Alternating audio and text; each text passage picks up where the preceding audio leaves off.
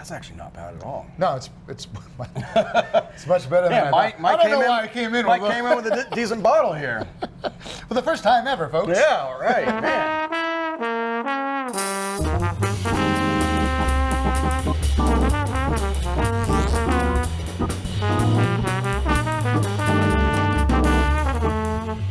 Hey guys, how's everyone doing today? Thanks for joining us. My name is Mike Stojic, and with me today I have a special guest. This is Joey Barbour, the owner of the Blind Barber Bar in Raleigh. And then, as always, Dave is back there fluttering around doing what he does, trying to wrangle cameras. And that's three of us, so that makes us the social club. And so, before we get started, I have a question for Joey. Are you familiar with whiskey? A little bit. A little bit. A little bit. Okay. Yeah. Okay. Because it's kind of a big deal. It's a big deal, Yeah. especially in both of our bars. Both of our bars. We both own both have some whiskey bars. Yeah, bourbon bars, most especially. But we're not talking about bourbon today. We're actually talking about rye whiskey, arguably America's original spirit. Although some would say it was rum, you and I would agree to disagree, I think. And so I'll agree that it's rye. I'll agree that it's Yeah. rye too. I think it makes more sense that it is rye. So we're here to talk about rye, and we're doing this a little bit differently than we normally do on the show, where we talk about the different cocktail and we make the cocktail and we show you how to do it. Today we're going to talk specifically about rye and some of its history, and then we're going to drink some, and then we're going to talk about how you should drink to really get the most of the rye. I'm down for that. Good, me too. So we talk about it being America's original spirit, right? And so why is that? Why do you think that is? Do you want the real answer? I want all the answers. Okay, yeah. All the I answers. want the made-up answer. Well, when Mike was saying before that rum, a lot of people would say that rum is the first, is because rum was distilled first before rye in America, supposedly. Mm-hmm. But rye was actually grown in America, distilled, and so that's why we think it's like our native spirit. Right, because rum, obviously, the distillate is sugarcane or molasses, and you're not going to find that really... Not close to here. No, you're going to have to go into the Caribbean and the West Indies to really find that stuff and bring it up. And although it had an opportunity to play a major role in the Revolutionary War, really rye is kind of America's spirit, or rye whiskey, because like you said, the rye is grown here, the corn is grown here, the barley is all grown here, and it was distilled here. Right. Yeah, and one of the things too with what got rye really started is in the about 1700s. Right. The Irish and Scotch immigrants would come over. They landed in Pennsylvania, Maryland primarily, and they wanted to make whiskey the way that they had it back home, like Scotch and Irish whiskey. Since barley wasn't really readily available in the U.S., they went with rye, which you could grow and was easy to produce. Right, So. Much more prevalent grain than something like barley, especially up in New England, which is obviously where we settled first as America, as we colonized before moving south into Kentucky and Tennessee, or southwest into Kentucky, and then obviously that's bourbon. We'll talk about that another day. But for rye, what makes rye so special, I think, is really the spice and the boldness that it really offers the whiskey. Yeah, I agree. Like, that's kind of what I really like about it.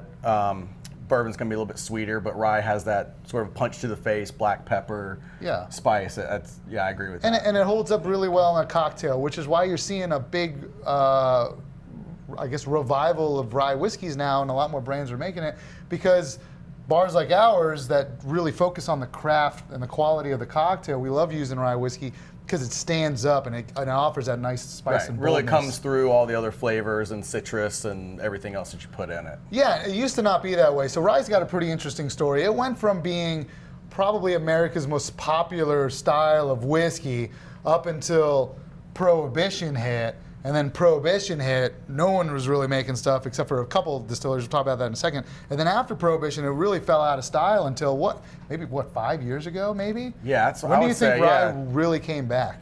I'd say probably like the 1980s, 90s, you started seeing a little bit more of an influx of distilleries doing rye, but really the last 10 years has been, you look at a shelf and there's 200 different ryes or something. Yeah, it used to be only a few. Right, well, I remember North Carolina, just like I said, 10, 12 years ago, there was 4 ryes on the shelf. Right. So, So it really started taking off. But the interesting thing is you never think about what political implications have on specific industries like the whiskey industry. Right. But when Prohibition hit and everyone stopped making all spirits, there were a few guys that had federal licenses to continue making spirits for medicinal purposes. And of those, of the whiskey distilleries that had it, they were bourbon distilleries. So there really wasn't a rye distillery that had the ability to continue making rye whiskey. So after a while, you get the guys like Old Forester who's making whiskey and producing bourbon and making bourbon. And then, once Prohibition is lifted, well, these guys are primed to flood the market with bourbon. Yeah. And as a result of that, you saw bourbon really take off, and rye whiskey distilleries are now, scurrying to hurry up and play. It's a whole game of catch up. Yeah, and another reason for that too is the rye costs more than the corn. Right. So the sheer cost of to produce it is more. Also, whenever you produce rye, it gunks up the pipes and the stills, and it's harder to clean, and it's just a more involved process. So the bourbon was just a lot easier to push out as well. Yeah, right, for sure. So we have a really cool rye that we want to talk a little bit about. And I don't know if you know this, but our first president, one of the founding fathers, George Washington. First elected president. First elected president. First elected We're getting to American history here. Hold on. Just poli-sci majors, calm down. We're going to get there. But so our first elected president, George Washington, actually was a huge fan of rye whiskey, stout beers, port beers, but he really loved the rye whiskey. And there's a really cool legend that as he was fighting the British, he left the guys in place, went back to, I believe at the time it was known as Shank's Distillery in Pennsylvania, bought some rye whiskey and brought it back to the troops for morale, to build up their fighting spirit and get a little fear out of them. Get the fear out of them, and like we're gonna fight the British, and they did, and they won, and here we are as America. And then George, retires after being president for a while. He retired back to Mount Vernon, and he opened up a still, right? Yeah. So, but the cool thing was that still is actually in operation today, and you can visit it and you can take the tour. And I think the cooler thing is that they found his notes and they actually rebuilt the still to his specifications, because George Washington was such a great meticulous note taker that they were able to rebuild the still to his specifications, get the mill going. So this thing is operating the same way it would have operated in what? 1780s or 90s? Yeah, like the 1780s or 90s, which is remarkable. They're even wood burning. Like that's how they get the heat for the still. There's like logs under it. And That's cool. I hadn't seen that. You got to go. Yeah, I need to check that out. It's so cool. And then they're also making his recipe the way he would have made it. And I happen to have a bottle here. And just before you open that, one of the cool things about Washington too, it's not he just didn't open a still in his backyard and, all right, I'm going to give it to some of my buddies. Like he made a still that was producing 11,000 gallons a year and was one of the top rye whiskey producers once he opened up. And 11,000 doesn't sound like much, but to put that in perspective, I actually read something the other day that would be like one of our presidents now retiring, opening a brewery, and that brewery being Yingling. Like that's how large this was on that time, sort of scale. Yeah, that's amazing. To the time. Yeah, I did not know that. That's pretty awesome. So we're gonna crack it open for the first time. I bought this 5 or 6 years ago. Never had a reason to drink it, but what better reason? Yeah, let's do it now. There's no better reason. So as we do this, there's a few things we're going to do. Is we're going to talk about what makes rye whiskey, because there are some rules to that, and then the second thing we're going to teach you guys how to taste. Not everyone knows how to do it. We're not taking shots. We're not taking shots, no. But we've been tasting stuff our whole lives, but it's one of those things where you try to be more mindful and really pull everything that the whiskey has to offer and get the full experience of it and really truly appreciate where it's coming from. And one thing I always recommend too is using a jigger. It just controls pours, especially if you got friends over and they're heavy-handed. Yeah. You tell them to use the 1 ounce side of the jigger so you can get the right pour, and then it's kind of fair, and you don't got to worry about anyone getting too drunk. But tell us a little bit about rye whiskey. What makes rye whiskey rye whiskey? So one of the things with rye whiskey, it has to be predominantly corn. Jesus, it has to be predominantly rye. So 51% rye makes rye whiskey.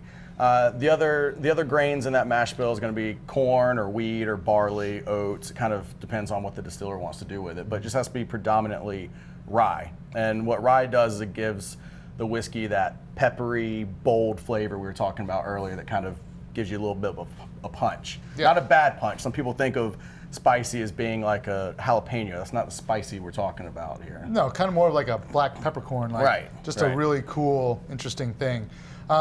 So yeah, right, that's it. So about 51%, at least 51% rye, and then any combination thereof after. As long as it's a cereal grain. You can't add corn or potatoes to it. You don't want potatoes in your rye. That's cereal grain for whiskey. But so with that, let's talk a little bit about how we're tasting. I think the first thing, we nose it, try to think through what you're actually experiencing as you smell it. And there's no right or wrong way. So a lot of people think, I don't want to do this. I don't want to, look weird in front of somebody. It's what the way you do it is the right way. Exactly right. Again, the idea is you're enjoying it, and it's a very social thing. And the other thing too is what we taste and how we smell is all based on our experiences and kind of our genetic makeup. So we're all going to experience things differently. So just enjoy it and go from there. So what do you think, Joey? What are we getting on this? Well, there's a lot of wood on that. It doesn't seem super old. Like some of the new stuff that comes out, you can get more of a vanilla or caramel type note on this, but definitely oaky. Oh yeah, definitely oaky. This is definitely oaky. Cool. All right. There's a lot of black pepper on that too. There is, some good spice. So the second thing then is after allspice. There you go. Yeah, that's a good. Yeah, because definitely not like a baking spice, And that's another thing. When you're trying to nose or taste or talk to people about descriptive words, that is the hardest thing to do with tasting any spirit for that matter. People can taste and they'll say, it tastes like whiskey to me. But trying to get in depth and pull those words out is the most difficult part of it, I think. It is. And the more you do them, the better you get, because you get some of that experience. Yeah. But really look for the subtlety in the whiskey. So then after you nose it and we start talking about some of the things we're really picking up on that, then you want to taste it. And I always recommend, and I don't know if you do too, Joey, but your first sip, you don't really taste. The idea here is, especially if it's the first drink of the day, swish it around and then swallow it. Yeah, that pretty much just cleanses the palate, essentially. It does. Gives you a neutral base. We got something here that's 86 proof, so that's 43% alcohol by volume, and you got to kind of get some of that burn out and then swallow it. And after that burn calms down, then we take our second sip, and that's the one you really want to focus on. Right. So let's go ahead and let's try that.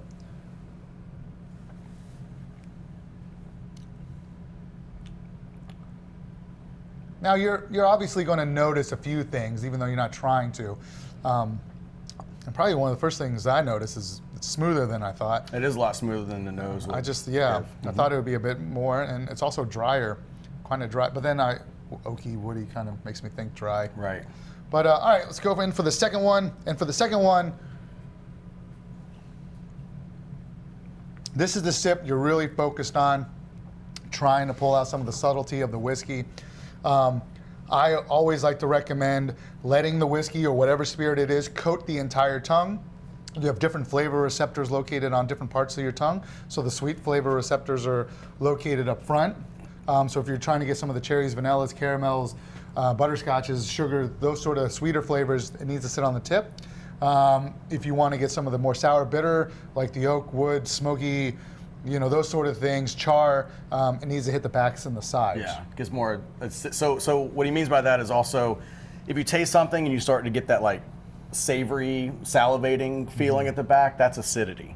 So that's part of the acidity that you're getting out of the whiskey. Right, and really take on that full mouthfeel. So what do we think? Oh, we're gonna do a third one.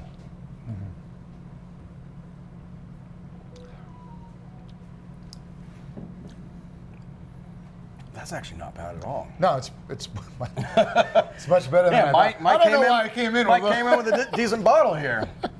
For the first time ever, folks. Yeah, all right, man. You show up in a bar. Show up in a bar with a big whiskey selection, and you got one out of like a couple hundred. You know what's weird that I get out of this? A lot of minerality. Yeah. Which is also difficult to explain, but it's a lot I think of like a minerality. really good mineral water. You know, you can, if you can taste that, you get some of that minerality out of the water. But yeah, I do get that. Maybe it's the water up in Virginia because they're using it. They're using everything local up there, and the grain is local too.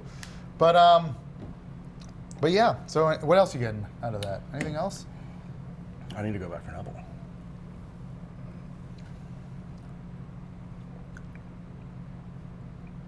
There's wood, char, Definitely smoke. a lot of oak.